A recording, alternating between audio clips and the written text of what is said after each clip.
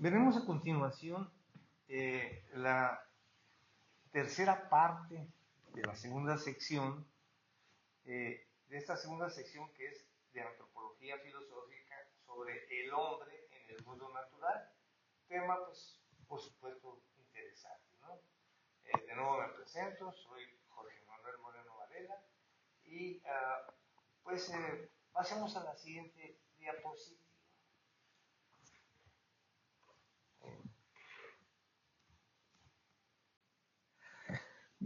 Ya habemos visto que tenemos 4 secciones y ahorita vamos a continuar con la sección 2 en su parte 3, referente a lo que son en general la segunda sección son facultades operativas humanas. Esta sección 2, en su parte tercera, el hombre en el mundo natural, vamos a repasar el índice de esta sección 2, que contiene las operaciones, la sensibilidad, las tendencias, el lenguaje, la voluntad y la afectividad.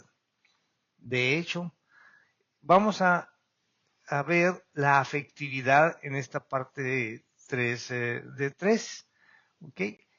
Y vamos a continuar pues con esta sección 6 de las que tenemos, que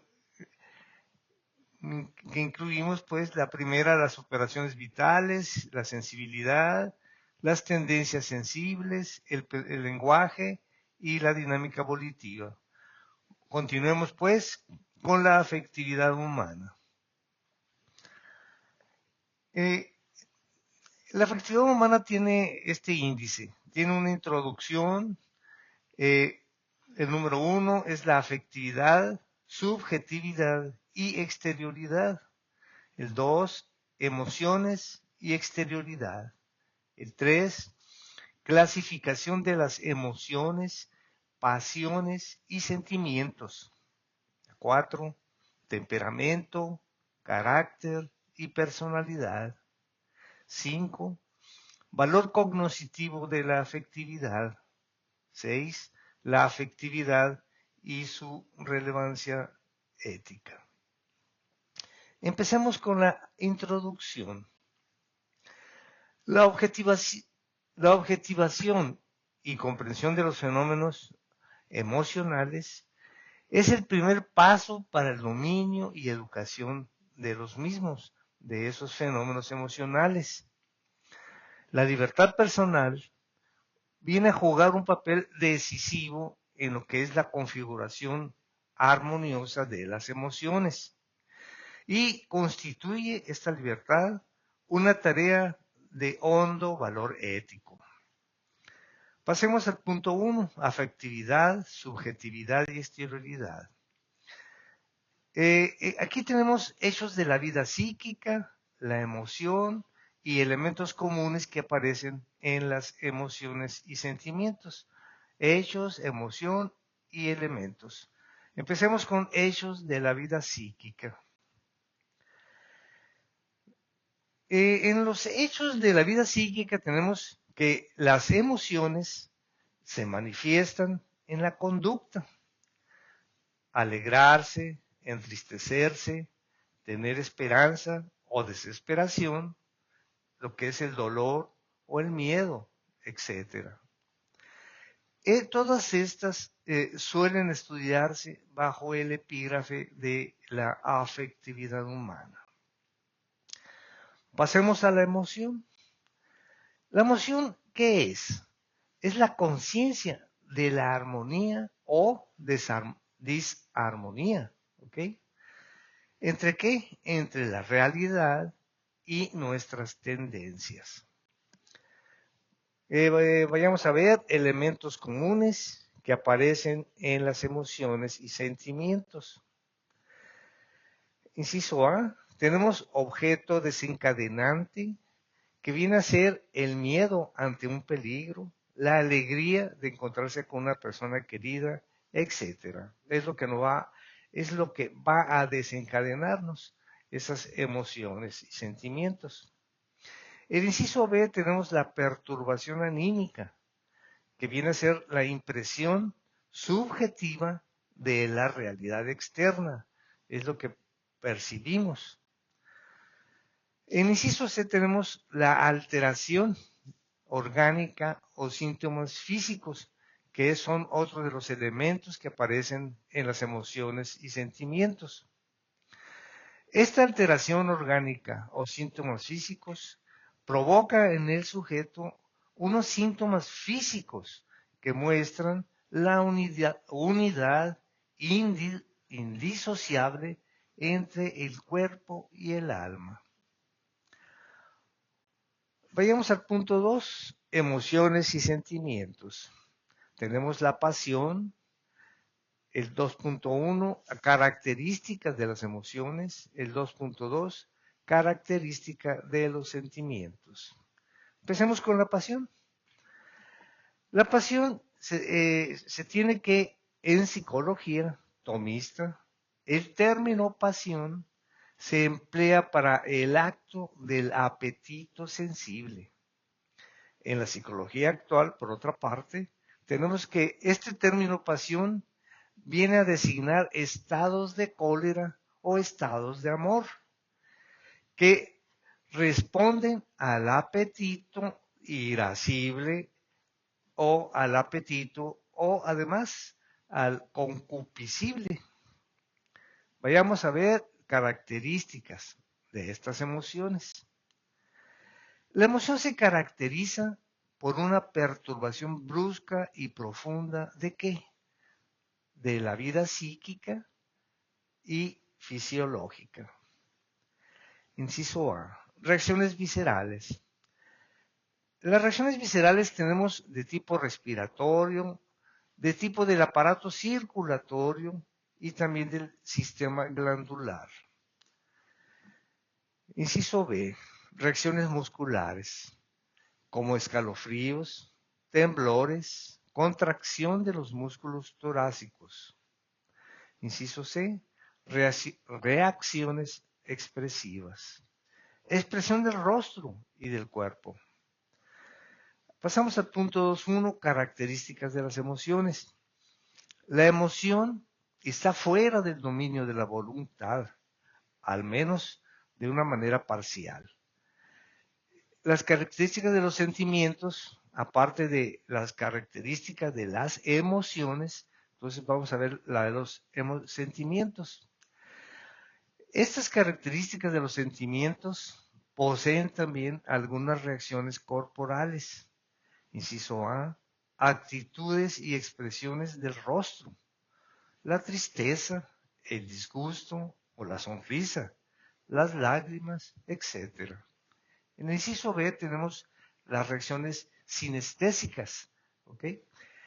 Hacen variar la respiración, el pulso, etc. Pasamos al punto 3.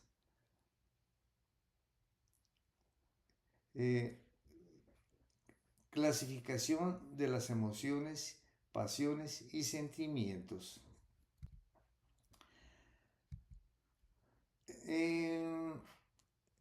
Este punto 3, que es una clasificación de emociones, pasiones y sentimientos, tenemos el inciso 1, una clasificación desde la psicología experimental, familias. El inciso 2, de la filosofía clásica, tipología de las pasiones dentro del contexto moral. Inciso 3, propuesta de Max Scheler atendiendo el origen de los sentimientos según una escala de estratificación de los sentimientos. Entonces, esta clasificación de las emociones, pasiones y sentimientos, los tenemos desde un punto de vista de la psicología experimental, desde un punto de vista de la filosofía clásica, y hay una propuesta de Max Scheler. ¿Okay? Vamos a continuar. Empezamos con el punto número 1. Desde la psicología experimental, familias tenemos. Tenemos la familia de la ira, la tristeza, la alegría, el amor, la sorpresa, la aversión y la vergüenza. O sea, esto es desde la psicología experimental. Desde esta psicología experimental, tenemos que solo se está atendiendo a un único criterio, la repercusión orgánica. ¿Okay? En cuanto a la filosofía clásica, expone una completa tipología de pasiones dentro del contexto moral. Veamos algo pues de lo que nos dice la filosofía clásica sobre las pasiones. Inciso A, pasiones del deseo, el apetito concupiscible, como son el amor, el odio, el gozo, el dolor. Inciso B, pasiones de impulso o apetito irascible, esperanza, desesperanza, temor, audacia e ira. Entonces tenemos las pasiones concupiscibles y las pasiones irascibles. El punto 3 es la propuesta de Max Scheler, atendiendo el origen de los sentimientos según una escala de estratificación de los sentimientos. Tenemos el inciso A, sentimientos sensibles. Inciso B, sentimientos vitales y corporales. Inciso C, sentimientos psíquicos o anímicos. Y D, sentimientos espirituales. O sea, tenemos los sentimientos sensibles, los vitales y corporales, los psíquicos y los psíquicos o anímicos y espirituales. Aquí vamos a hacer una breve intermedio, una breve pausa. Vamos a continuar ahora con este apartado 4, temperamento, carácter y personalidad. Vayamos, pues. Sobre este punto 4, temperamento, carácter y personalidad, se trata sobre el estado de ánimo, la intensidad y forma de manifestarse, la personalidad y nociones. Empecemos con el estado de ánimo. Con respecto a la emoción y al sentimiento en lo que es el estado de ánimo, se tiene que el modo de duración o permanencia del sujeto que lo padece. Respecto a lo que es el modo de duración o permanencia del sujeto que lo padece, hasta el punto de que el estado de ánimo fundamental es el ingrediente afectivo que viene a colorear toda la actividad de la persona. De esta manera, algo relevante es como se configura un modo de ser, o sea, se configura pues el carácter. Pasemos a ver lo de intensidad y forma de manifestarse. Son 5 apartados sobre la intensidad y forma de manifestarse. Tenemos el apasionado, tenemos el sentimental, el cerebral y frío, el sereno, el apático. Empecemos con el apasionado. El apasionado pone pasión e intensidad en lo que hace. El sentimental se deja llevar por los sentimientos, no los domina. El cerebral y frío es el racional, es inconmovible. El sereno es aquel cuyos sentimientos tardan en despertar. El apático es el que siente poco. Siente poco porque conoce poco. No tiene tendencias, ni apetencias, ni metas. Continuemos con la personalidad. La personalidad, en su configuración, intervienen una base genética heredada, con una educación determinada y con la propia actividad libre. Respecto a la base genética heredada, hay un libro que tiene de título La biología de la gentileza, donde habla que la genética puede cambiar en el transcurso de la vida. Bueno, pero ese es un tema nada más. Ok. Veamos el último apartado sobre el punto 4, temperamento, carácter y personalidad, que este último apartado son las nociones. Se tiene que los estudios psicológicos de la caracterología vienen a aportar a la antropología filosófica con las nociones de temperamento, noción de carácter y la noción de personalidad. Empecemos con la noción de temperamento. El temperamento es un conjunto de inclinaciones innatas propias de un individuo. El temperamento es la base genética heredada que resulta estable y difícil de variar. Sigue el carácter. El carácter. Tenemos que sobre el temperamento, los factores ambientales, los factores culturales y educativos van perfilando un modo de ser propio y peculiar. El carácter viene a ser un modo de ser. Finalmente se tiene la personalidad. Sobre el carácter y temperamento, la persona va configurando a través de sus decisiones libres y adquiriendo hábitos que la definen como esta persona singular. Y esto viene a ser la personalidad.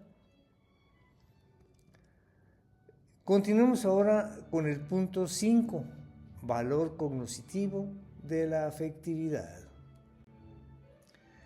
Son 4 aspectos que se ven sobre el valor cognoscitivo de la afectividad: el carácter cognoscitivo, la mente emocional, el deseo de felicidad y la empatía. Empecemos con carácter cognoscitivo. La afectividad posee también un carácter cognoscitivo. Esta afectividad nos informa de lo real para mí. Por otro lado tenemos la mente emocional. La mente emocional es más veloz que la mente racional y en su poder está querer o no querer. Esto es la mente emocional. En cuanto al deseo de felicidad, siempre está insatisfecho ese deseo, es una insatisfacción en el hombre, y ese deseo de felicidad, lejos de ser una desgracia o una pasión inútil, pues constituye la mejor defensa que nos lanza continuamente en busca de la felicidad. La felicidad se maneja como el fin del hombre. Tenemos la empatía. La empatía se da en la comunicación interpersonal a través de hechos no estrictamente racionales. La empatía se podría describir como la capacidad de sentir el otro. La empatía, en la filosofía clásica, se habla de conocimiento por connaturalidad. Pasemos ahora al punto 6 y último de esta sección.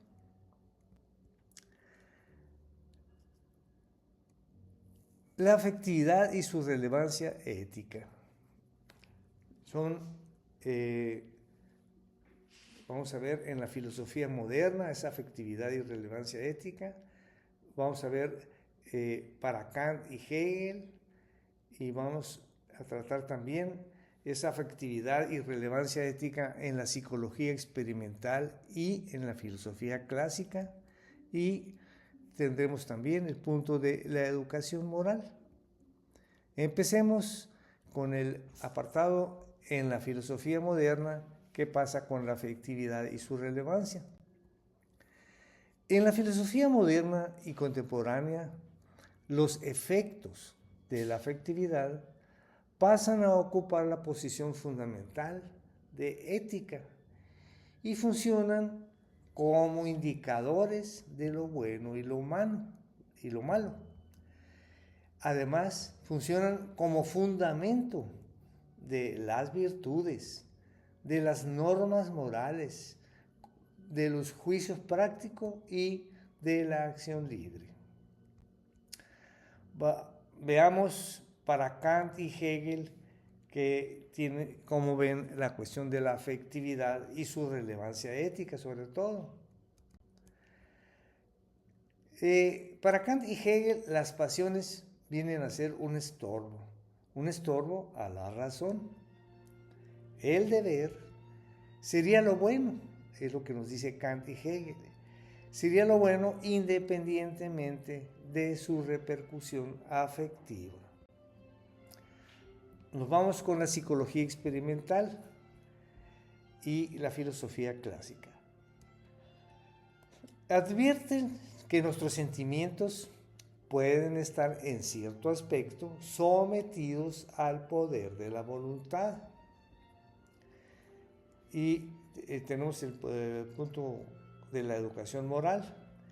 La educación moral es una educación sentimental.